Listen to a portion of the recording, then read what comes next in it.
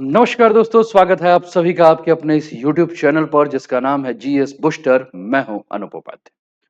Punjab national bank घोटाले के भगोड़े मेहुल चौकसी के बेल्जियम में गिरफ्तार किए जाने की खबरें हैं। माना जा रहा है कि अब चौकसी को भी भारत लाया जा सकता है, क्योंकि भारत और बेल्जियम के साथ करार है। मोदी सरकार की चाल में चूहे की तरह मेहुल चौकसी फंस चुका है।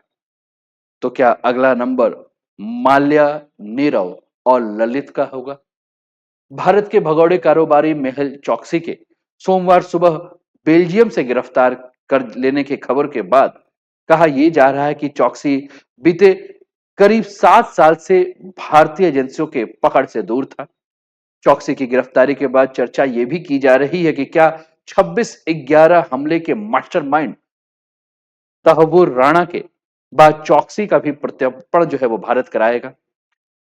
आज की चर्चा में हम जानेंगे कि मेहुल चौकसी कौन है, चौकसी किस मामलों में आरोपी है, उससे जुड़ा पूरा का पूरा मामला क्या है, इसमें कब क्या क्या घटनाएं घटी, चौकसी पिछले 7 साल से कहां कहां रहा और बेल्जियम में उसकी गिरफ्तारी क्यों हुई और उसे भारत कैसे लाया जा सकता है। दोस्तों, चैनल पे पहली बार हैं तो चैनल को सब्सक्राइब करके बेल आइकन दबा दीजिएगा कि यहां आने वाले हर वीडियो का नोटिफिकेशन आपको समय पर मिल सके।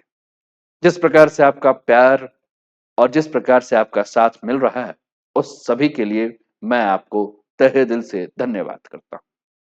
दोस्तों, वीडियो आप कहां से देख रहे हैं, कमेंट के माध्यम से ये तो जरूर बताइएगा ही, लेकिन साथ साथ इस चैनल पे बहुत सारे और भी अच्छी अच्छी वीडियो हैं। समय निकालकर उसको भी देखिए और कमेंट कीजिए। तो चलिए स्टार्ट करते हैं आज के सेशन को। और आपके स्क्रीन पर दोस्तों एक तरफ मेहुल चौकसी और दूसरी तरफ अगर हम बात करें तो माल्या और मोदीज नजर आ रहे हैं।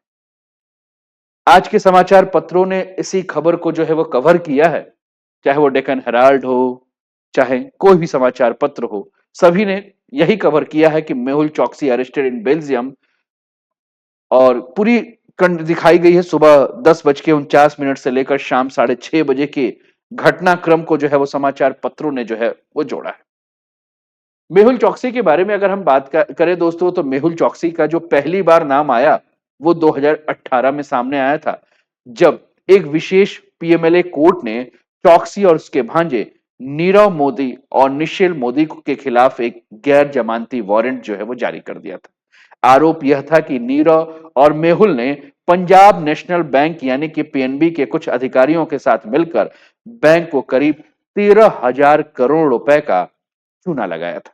यह बैंकिंग इतिहास का सबसे बड़ा घोटाला था और इन लोगों ने पीएनबी की मुंबई के फोर्ट में स्थित ब्रेडी हाउस ब्रांच के अधिकारियों की मदद से फर्जी लेटर ऑफ अंडरस्टैंडिंग, जिसे शॉर्ट फॉर्म में हम एलओयू कहेंगे, के जरिए बैंक से कर्ज का रकम लेकर विदेशों में ट्रांसफर किया था।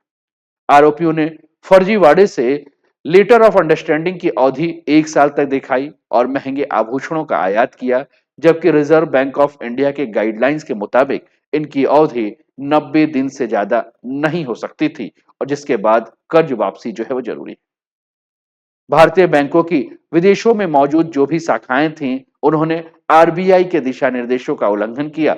वे ऐसे दस्तावेज मुहैया कराने में नाकाम रहे जिसके जरिए विदेश में उनसे कर्ज जो है वो हासिल किया जा सकता था। अब इन्हीं सारे घटनाक्रम के बाद मेहुल चौकसी को बेल्जियम में गिरफ्तार किया है। और भारत और बेल्जियम के रिलेशंस के बारे में अगर हम बात करें तो आजादी के बाद से लेकर वर्तमान तक अगर हम देखें तो भारत और बेल्जियम के संबंध काफी मधुर हैं।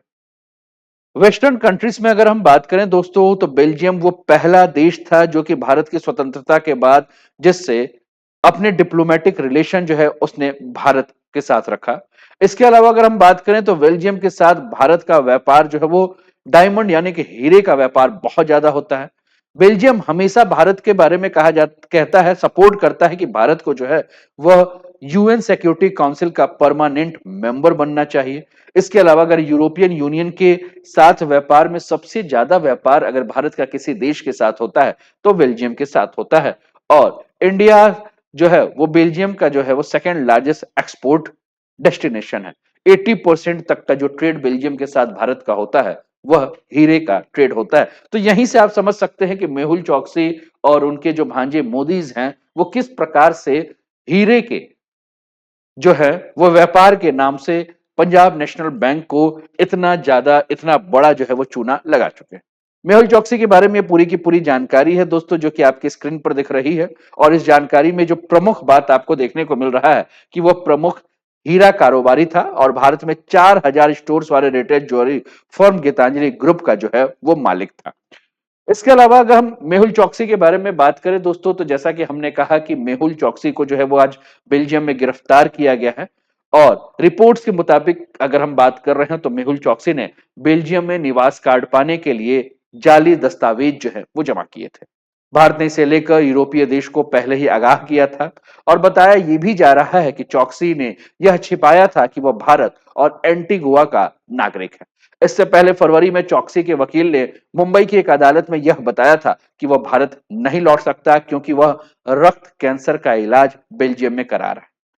भगोड़े कारोबारी ने यह भी कहा था कि वह भारतीय एजेंसियों के साथ सहयोग करने और वीडियो कॉन्फ्रेंसिंग के जरिए अदालत में पेश होने के लिए तैयार है। हालांकि इस प्रस्ताव को जो है वो अस्वीकार कर दिया गया और एजेंसी जो है उसके प्रत्यर्पण की दिशा में जो है वो काम कर रही थी। अब प्रश्न यही है कि मेहुल चौकसी को बेल्जियम से भारत कैसे लाया जा सकता है। तो दोस्तों, जैसा कि हमने कहा कि बेल्जियम और भारत के संबंध बहुत पुराने हैं, तो बहुत पुराने संबंध है तो बेल्जियम और भारत के बीच में प्रत्यर्पण संधि है। और इस संधि के तहत अगर कोई व्यक्ति हत्या, धोखाधड़ी, जालसाजी जैसे कोई भी अपराध में अभियुक्त है तो एक देश से दूसरे देश भेजने का अहम माध्यम जो है वो बन सकता है। सन 2020 में केंद्रीय कैबिनेट ने संधि में कुछ बदलाव किए थे और उस मुताबिक अगर हम बात करें तो प्रत्यर्पण जो है वो किया जा सकता है। अब भारत से भागने के बाद 2014 से लेकर 2025 कैसे-कैसे घटनाक्रम है वो हम देख लेते हैं। आपकी स्क्रीन पर ये घटनाक्रम दिख रहे होंगे। 2014 से 17 की अगर हम बात करें तो मेहुल चौकसी और नीरव मोदी ने 3 साल तक फर्जी एलओयू के जरिए कर्ज लेकर भारत के बैंकिंग सिस्टम की खामियों का फायदा उठाया और करीब 13,000 करोड़ रुपए का घोटाला किया। जनवरी 2018 में मेहुल चौकसी पीएनबी घोटाले के खुलासे से पहले भारत से भाग निकला। उसने नवंबर 2017 में एंटीगुआ बारबुडा की नागरिकता भी हासिल कर ली थी। फरवरी 2018 में प्रवर्तन निदेशालय यानी कि ईडी ने मामले में केस दर्ज किया और मेहुल चौकसी की संपत्ति पर छापेमारी शुरू की।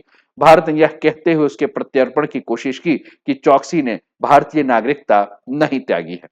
मार्च 2018 में पीएमएलए कोर्ट ने चौकसी और नीरव निश्चल मोदी के खिलाफ गैर जमानती वारंट जारी किया। पुलिस ने 6 मार्च को गीतांजलि ग्रुप के वाइस प्रेसिडेंट विपुल चिटालिया को हिरासत में लिया। दिसंबर 2018 की बात करें तो इंटरपोल ने सीबीआई और प्रवर्तन निदेशालय की मांग पर चौकसी के खिलाफ 2018 में रेड नोटिस जारी किया, यानी उसके वैश्विक संस्था की तरफ से पकड़े जाने का वारंट जो है जारी हुआ। मई 2019 की बात करें तो लंदन की मेट्रोपोलियन पुलिस ने चौकसी के भांजे यानी कि नीरव मोदी को गिरफ्तार किया। फिलहाल वह ब्रिटेन की जेल में बंद है। उसके भारत प्रत्यार्पण की कोशिश जो है वो भारत कर रहा है। मई 2021 की बात करें तो डोमिनिका में मई 2021 में मेहुल चौकसी की गिरफ्तारी हुई। वह कथित तौर पर दक्षिण अमेरिका के देश क्यूबा भागने की कोशिश कर रहा था। चौकसी के वकील ने कहा कि उसे एंटीगुआ से किडनैप कर डोमिनिका लाया गया है। जून 2021 में डोमिनिका की अदालत में चौकसी ने खराब सेहत का हवाला दिया और एंटीगुआ वापस भेजे जाने की मांग की। कोर्ट ने उसकी यह दलील स्वीकार कर ली। मार्च 2023 में अगर हम बात करें तो इंटरपोल ने 2018 में जारी किए गए रेड नोटिस को मार्च 2023 में वापस ले लिया और इस दौरान भारत ने एंटीगुआ से चौकसी के प्रत्यर्पण को लेकर अगले चरण की बात शुरू की। नवंबर 2023 में चौकसी और उनके पते के बारे में अगर हम बात करें तो एंटीगुआ से बेल्जियम जाने की खबर आई और पत्नी की, और यहाँ उसके ब्लड कैंसर का एंटवर्प में इलाज कराने की बात सामने आई और इसी दौरान बेल्जियम में एफ रेसिडेंसी कार्ड मिल गया। भारत की तरफ से अप्रैल 2025 में अगर हम बात करें तो प्रत्यर्पण की मांग के बाद मेहुल चौकसी को बेल्जियम में जो है वो गिरफ्तार कर लिया गया। तो ये पूरा का पूरा घटनाक्रम है मेहुल चौकसी का। 2017 मेहुल चौकसी एंटीगुआ में बारमूडा की नागरिकता हासिल की। उससे पहले पंजाब नेशनल बैंक का इसने घोटाला कर लिया था। 2018 में चौकसी और उसका भतीजा नीरव मोदी 4 जनवरी को भारत से भाग गए थे। 30 जनवरी को पीएनबी ने चौकसी और नीरव मोदी के खिलाफ 13,500 करोड़ रुपए का धोखाधड़ी केस दर्ज किया। केस सीबीआई के पास पहुंचा। सीबीआई ने केस दर्ज कर लिया और जांच शुरू की। चौकसी पर लेटर ऑफ अंडरटेकिंग का दुरुपयोग का घोटाला करने का आरोप लगाया। 2018 में पीएनबी ने अपनी जांच पूरी करके बॉम्बे स्टॉक एक्सचेंज ये पहुंचा और बैंक में 11,380 करोड़ रुपए का अनाधिकृत लेन देन पाए गए। ईडी ने केस दर्ज किया। 23 फरवरी को ओरिजिनल पासपोर्ट ऑफिसर ने चौकसी का पासपोर्ट रद्द कर दिया। 2018 में चौकसी एंटीगुआ में रहने लगा। ईडी ने उसके खिलाफ मनी लॉन्ड्रिंग के केस दर्ज किए। उसकी संपत्ति जब्त करने की प्रक्रिया की शुरुआत हुई। इसके अलावा अगर हम बात करें तो 2018 में 2 महीने की जांच के भीतर घोटाला 13,850 करोड़ रुपए तक पहुंच गया। 2021 में चौकसी एंटीगुआ से लापता हुआ, बाद में डोमिनिका में अवैध प्रवेश में यह गिरफ्तार हुआ। 2021 में डोमिनिका हाईकोर्ट ने चौकसी को खराब सेहत के आधार पर जमानत दी। 2023 में अगर हम बात करें तो इंटरपोल ने चौकसी के खिलाफ रेड कॉर्नर नोटिस हटा लिया, जो भी हमने चर्चा की। 2023 में बॉम्बे हाईकोर्ट ने ईडी की याचिका को बरकरार रखा, जिसमें चौकसी को भगोड़ा आर्थिक अपराधी घोषित करने की मांग थी की। 2024 में चौकसी ने बेल्जियम में स्पॉट किया गया। उसने कथित तौर पर फर्जी दस्तावेज के जरिए एफ रेजिडेंसी कार्ड हासिल कर लिया। तो एक पूरी पूरी घटनाक्रम जो है वो चौकसी और चौकसी के जो भतीजे हैं मोदीज, उनके भागने के बारे में है। अब प्रश्न यही है कि क्या बेल्जियम में अगर चौकसी पकड़ा गया है तो क्या उसे भारत लाया जा सकता है? दोस्तों, भारत और बेल्जियम के बारे में हमने कहा कि एक संधि है, लेकिन एक प्रश्न और है कि किन शर्तों के आधार पर यह प्रत्यर्पण हो सकता है। दोस्तों, जो संधि भारत और बेल्जियम के बीच में हुई है, उस संधि के मुताबिक किसी भी स्थिति में नागरिक या निवासियों को तब तक नहीं सौंपा जा सकता है जब तक किया गया अपराध दोनों देशों के कानून के हिसाब से प्रत्यर्पण लायक या जुर्म नहीं है। सीधे शब्दों में अगर हम बात करें दोस्तों, तो किसी व्यक्ति को तभी प्रत्यर्पित किया जाता है जब उसके द्वारा किया गया काम भारत और बेल्जियम दोनों देशों के में अपराध की श्रेणी में आता है, यानी कि दोनों देश जो है उसे अपराध की श्रेणी का जो लॉ है उसको मानते हैं। अब इसके अलावा अगर हम बात करें दोस्तों, तो मोदी और चौकसी के खिलाफ हम जानते हैं कि गिरफ्त जो है वह प्रत्यर्पण के लिए जो है मांग हो चुकी है। और 2020 की बात है जब प्रधानमंत्री नरेंद्र मोदी की अध्यक्षता में केंद्रीय मंत्रिमंडल ने भारत और बेल्जियम के मध्य प्रत्यर्पण संधि यानी कि एक्स्ट्राडिक्शन ट्रीटी पे जो है हस्ताक्षर किया था। और भारत और बेल्जियम के बीच में इस नए समझौते के माध्यम से 1901 में ब्रिटेन और बेल्जियम के बीच जो संधि हुई थी, उसी संधि के स्थान पर ये नई संधि हुई है, जिसमें स्वतंत्रता हासिल करने से पूर्व भारत में जो संधि लागू थी उसी को लागू कर दिया गया। फिलहाल यह संधि जो है वो भारत और बेल्जियम के बीच जो है वो लागू है। और चौकसी ने जो एंटीगुआ और बारबुडा की जो नागरिकता हासिल कर ली है, भारत का एंटीगुआ और बारबुडा के साथ कोई भी प्रत्यर्पण संधि नहीं है। इसलिए चौकसी को बेल्जियम लाया जब गया, तब एजेंसियां जो है उसके प्रत्यर्पण के लिए और भी ज्यादा एक्टिव हो गई। अब प्रत्यर्पण क्या है, कैसे होता है? तो प्रत्यर्पण के बारे में अगर हम बात करें दोस्तों, तो प्रत्यर्पण एक जटिल कानूनी प्रक्रिया है जो सीमा पार अपराधों से निपटने और अपराधियों को न्याय के दायरे में लाने में मदद करता है। यह प्रक्रिया अंतर्राष्ट्रीय कानून और संधि के अधीन है। इसे मानवाधिकार और दोहरी आपराधिकता जैसे फैक्टर्स भी जो है वो प्रभावित होते हैं। इससे किसी भी व्यक्ति के क्षेत्राधिकार से दूसरे क्षेत्राधिकार में स्थानांतरित किया जाता है, ताकि उस पर मुकदमा जो है वो चलाया जा सके और उसे सजा जो है वो सुनाई जा सके। तो कुल मिलाकर प्रत्यर्पण के बारे में जो हम बात कर रहे हैं, अपराध करने के बाद कोई व्यक्ति अगर किसी दूसरे देश में चला जाता है तो उसको फिर से उस देश में वापस लाया जाता है, क्योंकि उसको सजा देना है। और यह प्रक्रिया अगर हम बात करें तो अपराध के लिए एक देश से कोई आरोपी देश अगर दूसरे देश भाग जा रहा है तो इसके लिए यह प्रक्रिया की जाती है।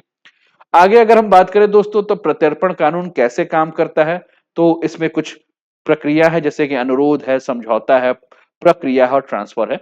अनुरोध में क्या है कि जब कोई देश किसी व्यक्ति को प्रत्यर्पित करना चाहता है तो वह दूसरे देश से औपचारिक रूप से अनुरोध करता है। समझौते में जिस देश से अनुरोध किया जा रहा है वो अपने यहाँ प्रत्यर्पण संधि या अंतर्राष्ट्रीय कानून के आधार पर अनुरोध पर विचार करता है। प्रक्रिया के माध्यम से प्रत्यर्पण के लिए सहमत होते ही कानूनी प्रक्रिया शुरू हो जाती है, जिसमें कानूनी जांच, गिरफ्तारी वारंट, प्रत्यर्पण आदेश जो है वो शामिल हो सकते हैं। ट्रांसफर यानी कि सभी कानूनी प्रक्रियाएं पूरी होने पर व्यक्ति को अनुरोधकर्ता देश में ट्रांसफर कर दिया जाता है, जहां उस पर मुकदमा जो है वो चलाया जा सकता है। अब कुल मिलाकर अगर हम बात करें एक्स्ट्राडिक्शन एक्ट 1962 यानी कि भारत का प्रत्यर्पण कानून के बारे में बात करें, तो दोस्तों भारत का प्रत्यर्पण कानून 1962 जो है उसके प्रत्यर्पण जो अधिनियम है उसके माध्यम से नियंत्रित है। और यह भारत और अन्य देशों के बीच में प्रत्यर्पण संधि द्वारा शासित है। प्रत्यर्पण अधिनियम 1962 भारत और भारत से विदेशों में प्रत्यर्पित होने वाले दोनों व्यक्तियों पे जो है वो लागू होता है। अब प्रत्यर्पण कानून के बारे में और भी बात करें तो प्रत्यर्पण कानून कहां पर लागू होगा? तो दोहरी आपराधिकता में, राजनीतिक अपराध में, मानवाधिकार में और पारस्परिकता में जो है ये लागू होता है। भारत का अगर हम बात करें दोस्तों तो भारत के 48 देशों के साथ प्रत्यर्पण संधि है। 12 देशों के साथ प्रत्यर्पण व्यवस्था बनाई गई है। अमेरिका, ब्रिटेन, कनाडा, रूस, फ्रांस, यूएई, नेपाल, सऊदी अरब, जर्मनी, बांग्लादेश जैसे कई अहम देशों के साथ भारत की कानूनी कानूनी समझौते हैं ताकि कोई भी भगोड़ा अपराधी कानून से जो है वो ना बच सके। लेकिन इसके अलावा अगर हम बात करें दोस्तों तो भारत में प्रत्यर्पण का कामकाज जो करने वाली जो एजेंसी है वो विदेश मंत्रालय का काउंसलर जो है वो करता है।